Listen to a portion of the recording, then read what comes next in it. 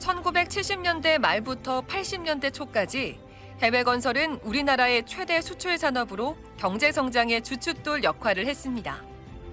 2022년 1월에는 해외 건설 수주 누적의 9천억 달러를 달성하며 해외 건설 5대 강국으로 자리 잡았는데요.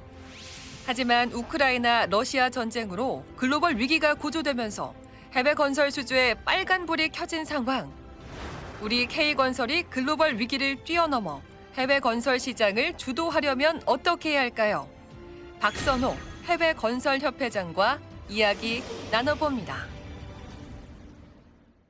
정화영 아나운서, 네. 세계에서 가장 높은 빌딩, 어린 시절 그런 퀴즈를 종종 내곤 했었는데 한번 문제를 해도 될까요? 가장 높은 빌딩 어딘 것 같으세요? 세계에서 가장 높은 빌딩이라면 두바이에 있는 네. 부르즈 할리파 아닙니까? 똑똑하시네요. 맞군요.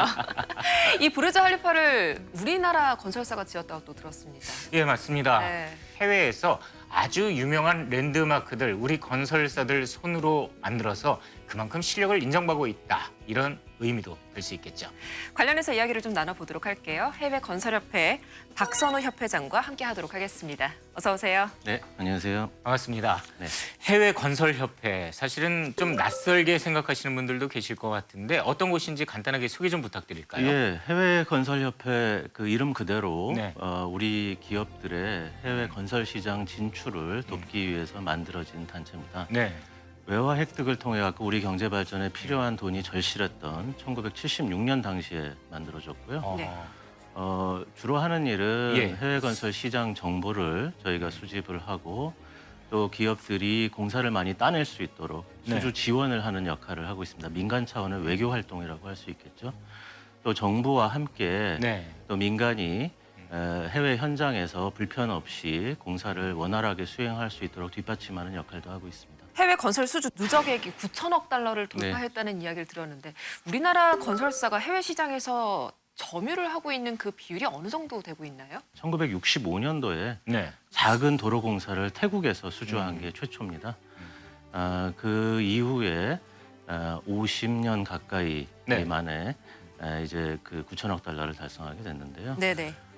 세계 건설 시장의 규모는 11조 5천억 달러라고 지금 집계를 하고 있습니다. 어마어마한 숫자라 갖고 아마 잘 감이 안 오시겠지만은 예. 세계 250대 대기업 건설사 기준으로 해서 네네. 집계를 해보면 나라 순서로 봤을 때는 예. 중국, 그다음에 스페인, 프랑스, 독일 다음이 우리입니다. 세계 예. 5위를 차지하는 건설 강국이라고 말씀드릴 수 있겠습니다. 국내 건설사들의 해외 사업이 좀 부진해졌다 이런 이야기가 들리는데 소극적으로 나서서 그렇습니까? 아니면 시장 자체가 좀 어려워진 겁니까? 여러 가지 경제적인 여건이 많이 작용을 했는데요. 첫 번째는 2010년도에 네. 우리나라 건설 업체들이 이른바 오일 가스 분야의 해외 네. 플랜트 시장에서 엄청난 수주를 했었습니다. 그랬었죠. 다만 그러한 사업들이 과당 경쟁이 있었고 수익성 측면에서 좋지 않은 결과를 내다 보니까 예. 그에 대한 반성 때문에 우리 건설 업체들이 철저하게 타당성을 분석하고 수익성을 따져서 선별적으로 수주에 나서고 있는데 영향이 네, 한 가지가 있고요. 그다음에 잘 아시는 것처럼 우리나라 해외 건설 수주 시장의 상당 부분이 중동 지역에 있는데 네. 중동 지역의 국가들의 재정 여건은 국제 유가에 연동되어 있죠. 그래서 예, 유가가 예. 많이 오르면은 많은 공사를 발주할 수가 있는데 2015년도부터 작년 말까지 국제 유가가 굉장히 낮은 상태로 저유가 상태가 지속됐습니다. 네, 그러다 네. 보니까 시장 자체에 물량이 많지 않았고 거기다 엎친 데 덮친 격으로 코로나 팬데믹 때문에 발주뿐만이 네. 아니라 수주 활동 자체가 제약이 많아서 그동안 그런저런 측면들 때문에 네. 수주액이 많이 늘어나지는 못했지만 네. 내실의 측면에서 봤을 때는 우리 건설업체들이 매년 300억 불 정도 규모를 하면서 네. 상대적으로 부가가치가 높은 사업들에 집중을 할 수 있었고 또 기술력도 올릴 수 있는 그런 기간이었다고 보고 있습니다. 자료를 보니까 올해 상반기 해외 수주 실적을 살펴보면 지난해 상반기보다는 수주 건수는 증가했지만 총액은 줄었다. 네. 이렇게 이야기를 하고 있거든요. 그럼 이건 조금 방금 말씀하신 거하고 다른 분위기가 아닐까 싶기도 한데. 금년도의 상황은 좀 특별한 경우라고 봐야 될 것 같습니다. 코로나 2년 반 정도 전쯤에 네. 이제 세계적인 팬데믹으로 확산되고 있었고요. 그러한 것들이 실제 우리가 지금 잡고 있는 수주 통계 예. 상의 여파로서 아직까지 영향을 미치고 있는 겁니다. 그래서 금년도 상반기 정도까지는 네. 수주 실적이 예년에 비해서 낮은 것으로 나타나고 있습니다만 아마 하반기부터는 좀 호전이 될 거라고 보고 있고요. 글로벌 경기 침체에 대한 우려가 있지만 글로벌 건설 시장, 네.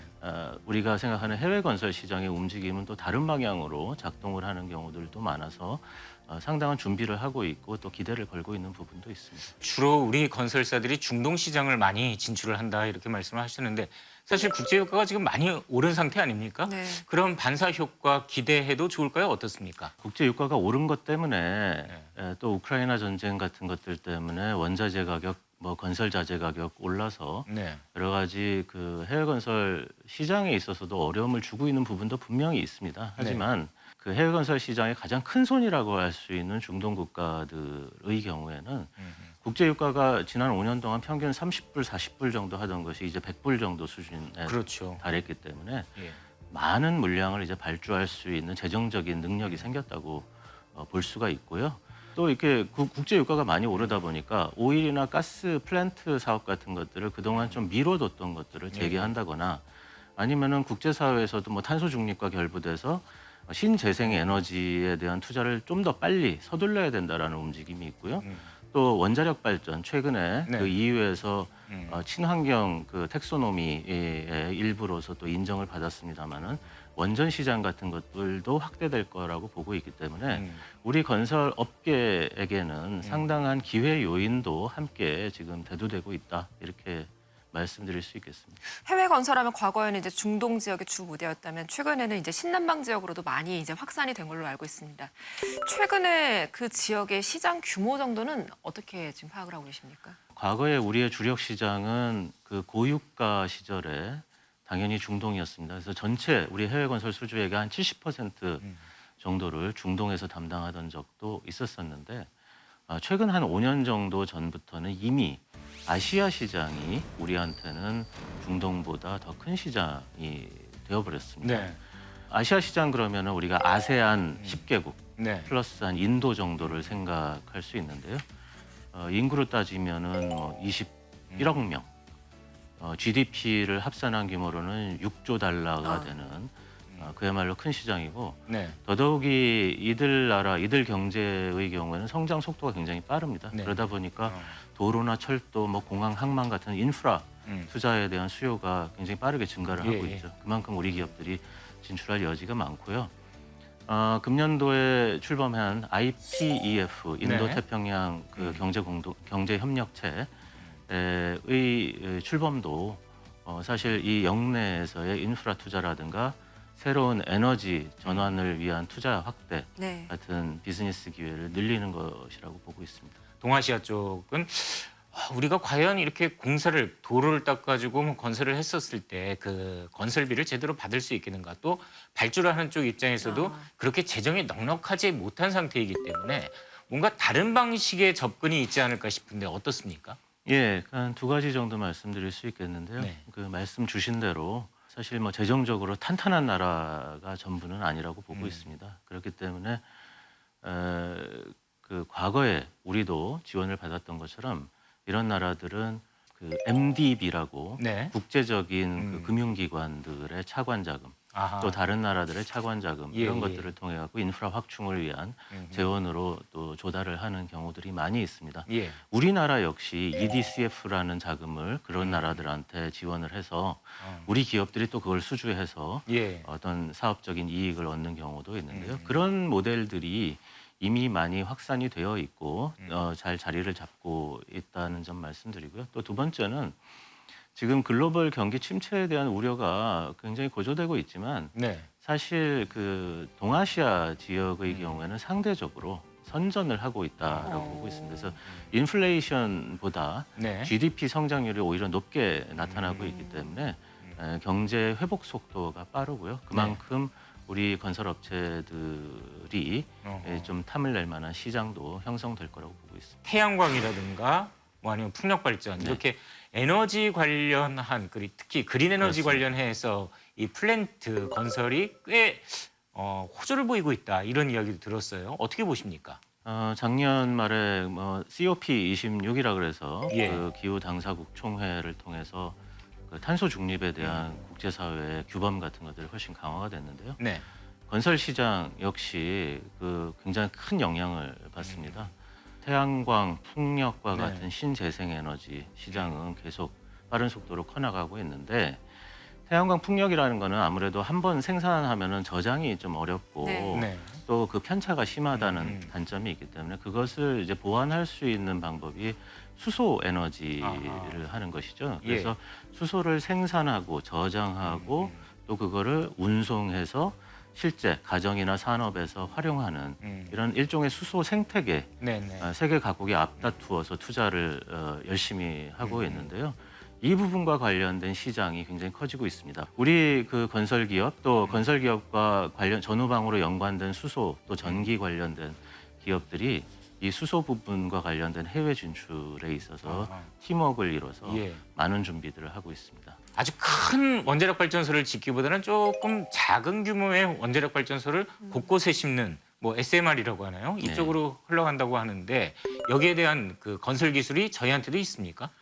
기초적인 네. 기술 부분에 대해서는 우리나라의 연구기관들이 오랫동안 이 부분에 관련된 것들을 축적을 해온 것으로 알고 있고요. 우리나라 건설 기업들 또 원전과 관련된 기업들도 이 부분의 기술의 실용화를 위한 준비, 투자 이런 걸 많이 했고 또 외국에 관련된 기술을 좀 앞서 나가고 있는 기업들과의 연합 또 이런 제휴 같은 것들도 활발하게 하고 있습니다. 그래서 SMR과 관련된 시장 사실 얼마만큼 커질런지 지금 단언하기 어렵습니다만은 이 부분과 관련된 준비도 잘 되어 있어서 진출 가능성이 있고요. 그리고 기존의 일반적인 원자력 발전과 관련된 부분도 그 앞서 잠시 말씀드렸던 대로 EU 텍소노미, 그린 텍소노미, 그 녹색 분류 체계에서 친환경 에너지로 몇 가지 조건이 있습니다만 예. 분류가 됐기 때문에 우리나라 원전 수출과 관련한 앞으로의 어떤 청신호가 분명히 들어왔다 보고 있습니다. 경제 발전에 굉장히 중요한 그 버팀목의 역할을 해주셨었는데 다시 K건설의 경쟁력을 좀 높이려면 건설업계에서 어떤 노력을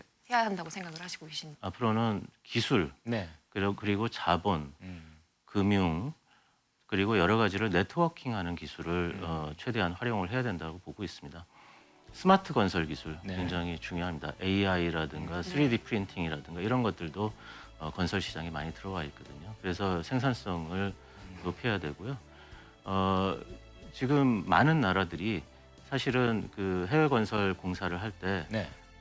한국에서 돈도 같이 갖고 들어와라라는 걸 원합니다. 네. 그래서 우리나라가 발전된 금융 기법 또 자본 시장에서의 자본 그 조달 같은 것들을 통해서 좀 좋은 돈을 가지고 그 시장에 들어가게 된다면 훨씬 더 경쟁력을 확보할 수가 있기 때문에 그런 노력들을 잘 결합해내는 것이 굉장히 중요하다라고 보고 있고요. 지금 잘 하고 있다라고 또 그렇게 생각을 합니다. 뭔가 정부에서도 뒷받침을 해주고 네. 금융적으로도 지원을 해주고 이런저런 지원 요소가 많을 것 같은데 정책적으로는 어떤 게 가장 시급하다고 보십니까?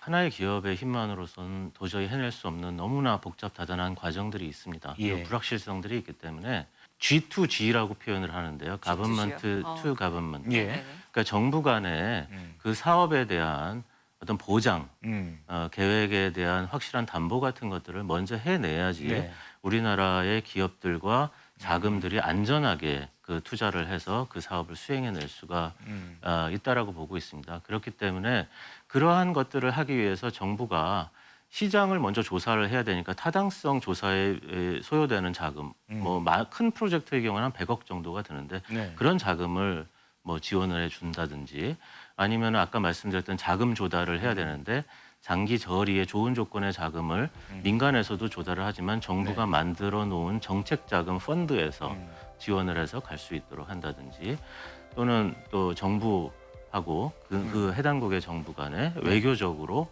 여러 가지 그 약정서를 써서 이 사업의 안정적인 마무리까지 약속을 받아낸다든지 하는 노력들이 이 투자 개발 사업에 있어서는 굉장히 중요하고요. 그러한 것들을 한꺼번에 해낼 수 있는 종합적인 플랫폼 기능을 뭐 정부라든지 저희 해외건설협회가 해야 된다고 생각을 하고 있습니다. 그 마지막으로 해외건설협회장으로서 야 이거는 내가 한번 좀 꼭 이루고 나가고 싶다 그런 목표 같은 게 있다면 어떤 게 있으십니까? 지금 여러 가지 국내외적으로 그 해외 건설 시장을 둘러싼 여건이 급박하게 그 변화가 되고 있습니다. 앞서 말씀드렸던 대로 또 기회 요인도 그만큼 빠르게 생겨나고 있는데 잘 준비를 해서 네. 팀 코리아로서 그런 것들을 잘 엮어내서 우리가 시장을 선점할 수 있다 그러면 이 K 건설의 경쟁력 또 세계 시장에서의 파워 네. 이번 기회에 끌어올릴 수 있다고 생각을 합니다. 이제 그런데 저희 해외건설협회 역할이 많이 기울여질 수 있도록 노력하겠습니다.